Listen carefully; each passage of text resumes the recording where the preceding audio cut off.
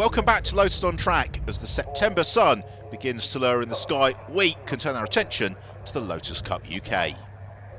Hi Rob, so can you tell us how you got on in qualifying? Yeah, we managed to snip pole right at the end there. The team were staying pretty quiet. I assumed to keep me focused, but I heard over the radio that Ken was a couple of tenths ahead. I was struggling to see where it came, but we just got a clear lap right at the end there, and it was enough to do the job. Hi Ken, so you've just been out for qualifying. Can you tell us where you came and how you got on? I came second to Rob, our cameraman.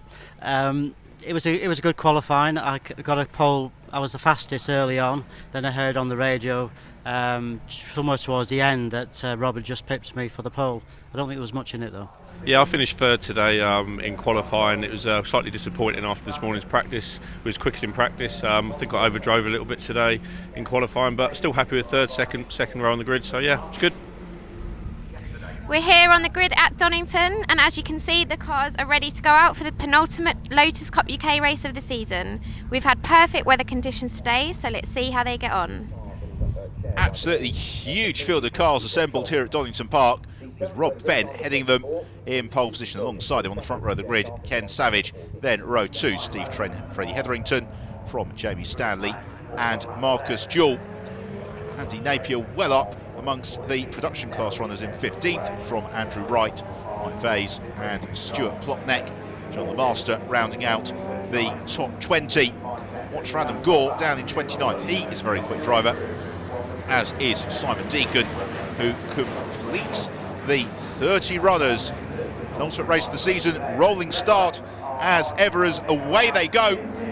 It's a good start from Ken Savage. It's getting quite tight, and Tom Chatway goes firing off the road and clouts into the concrete wall. That's a nasty incident for Chatway, and it means the field's rather split itself with those behind taking evasive action. You can see him moving in the car. Imagine that he's feeling very, very sore off. That was a nasty impact.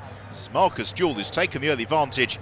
You can see how low the sun's already getting. It's going to be very lengthy 60 minutes for these drivers. They do, of course, a mandatory pit stop midway through the race as Jamie Stanley's picked his way past Jeff Marlam. So it's Jewell who has won extensively in the Lotus on Track Elise Trophy, going from strength to strength, just to 11 clear of Ken Savage and Rob Fenn, who slipped down to third, having started in pole position. The rest of the field all streaming through, but the safety car, not unsurprisingly, has come out. The race being neutralised.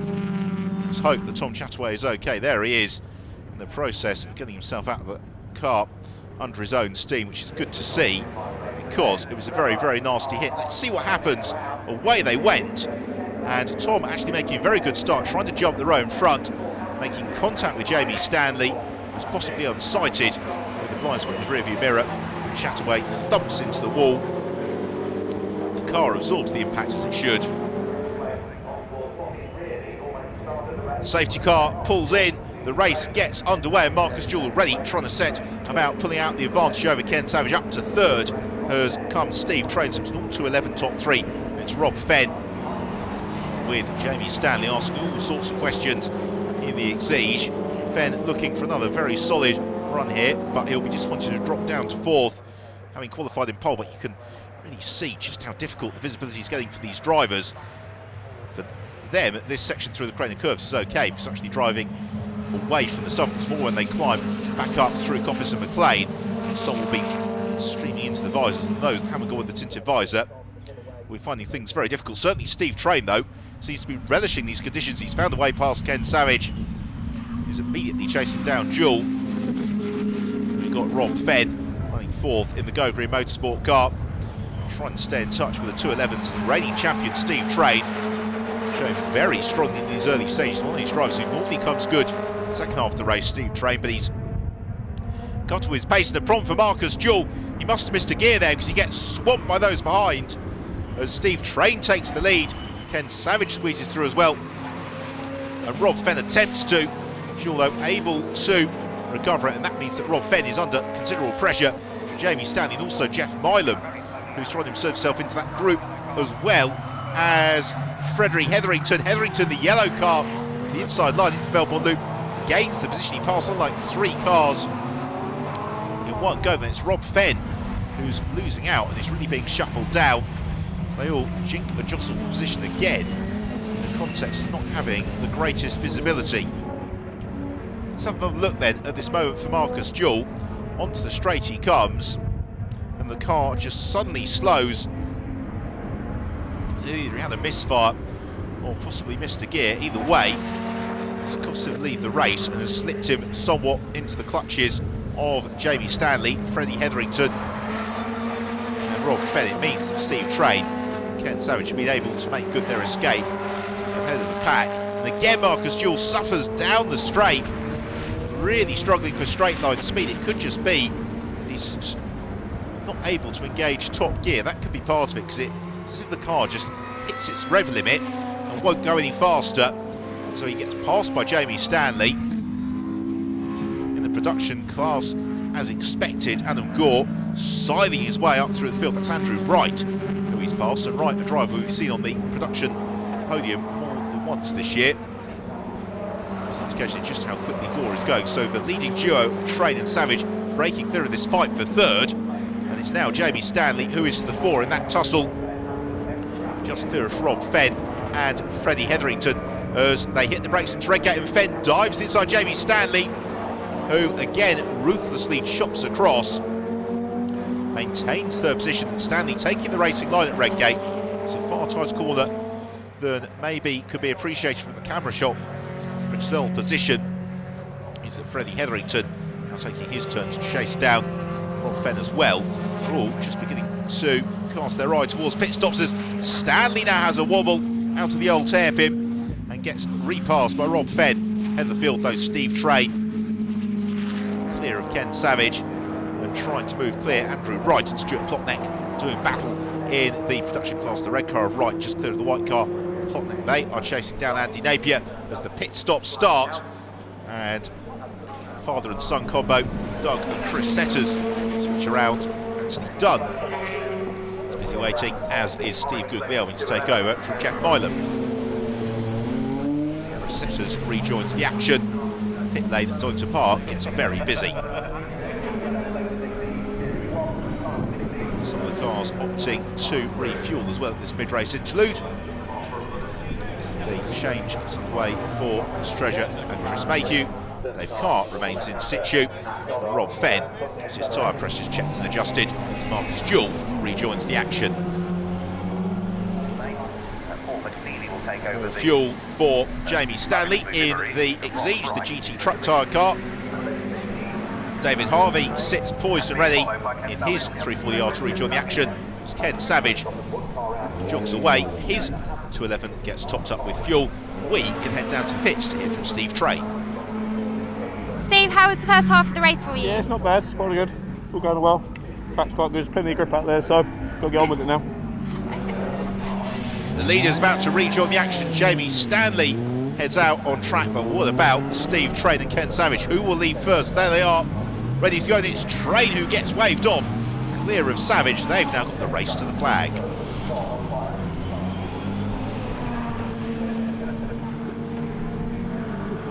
Just been out for the first half of the Lotus Cup UK race. How did you find the track at Donington?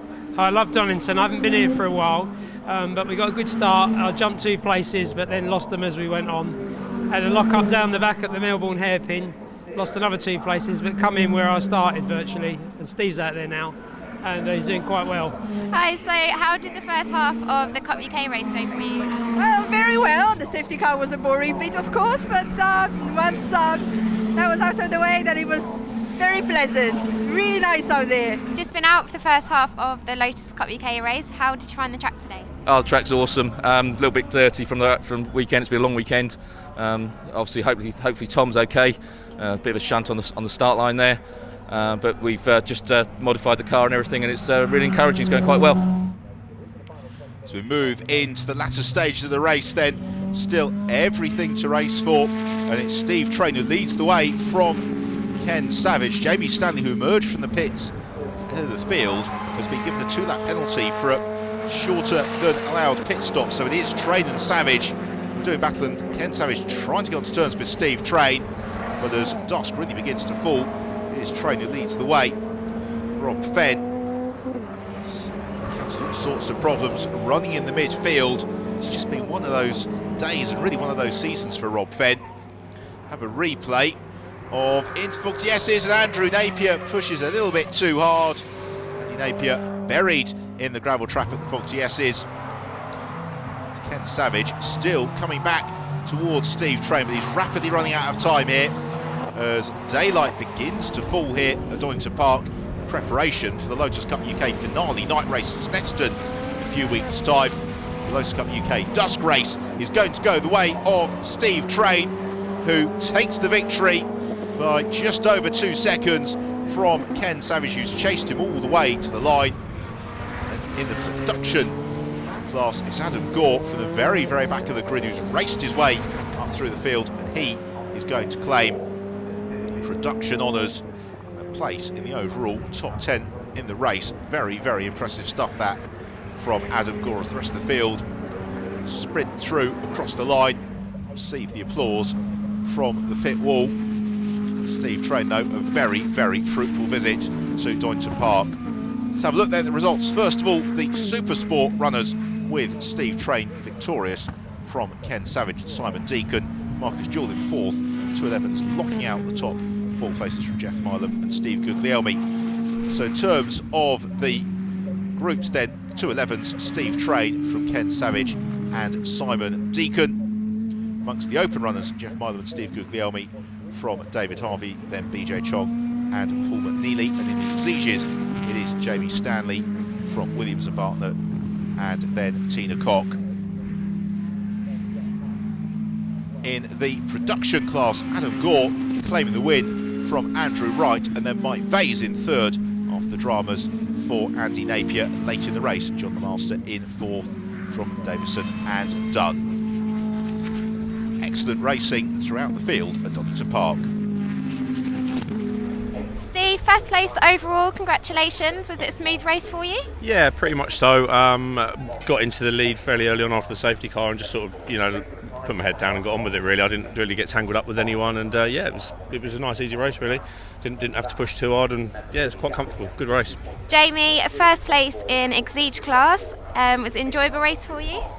Yeah, it was okay. Obviously a few problems. Unfortunately, we had a bit of damage at the start, which made life a bit interesting, but managed to nurse the car all the way to the end and still beat our guys, which should set up for a good season finale at Snetterton. Steve, first place, congratulations in open class. Was it an enjoyable race for you? Yeah, it was. We had a real disappointment of brands. Both our cars, one ours in the open class and the Elise Trophy car, driven by Steve Porter and Phil Chatterton. Neither of us finished, all involved in the same accident with a third party, which was a disappointment. We only finished our car yesterday. We've done no testing. We make it as hard as it can be, but we thoroughly enjoyed it. It's been great.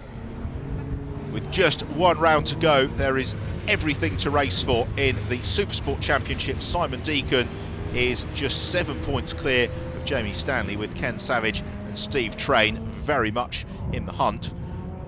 And in the Production Championship, it's pretty tight as well. Andy Napier leads the way by 10 points from Stuart Plotneck, with Adam Gore in 4th.